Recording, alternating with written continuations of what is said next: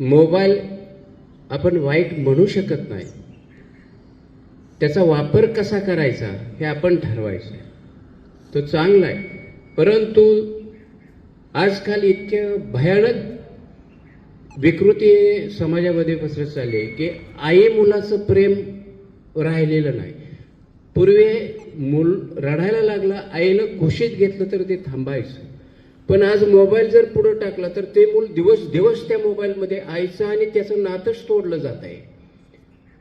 तर असे जे मोबाईलचे दुष्परिणामाच्या संदर्भात आज पथनाट्य सादर केलं, त्या अल्फाबाईटच्या विद्यार्थिनी असतील, विद्यार्थी असतील, अशी जनजागृती यापुढेही यांनी जर अशी समाजामध्ये केली तर निश्चितपणानं 100% नाही म्हटलं तरी सर्वसाधारण 30-35% तरी निश्चित समाजाला फायदा होईल.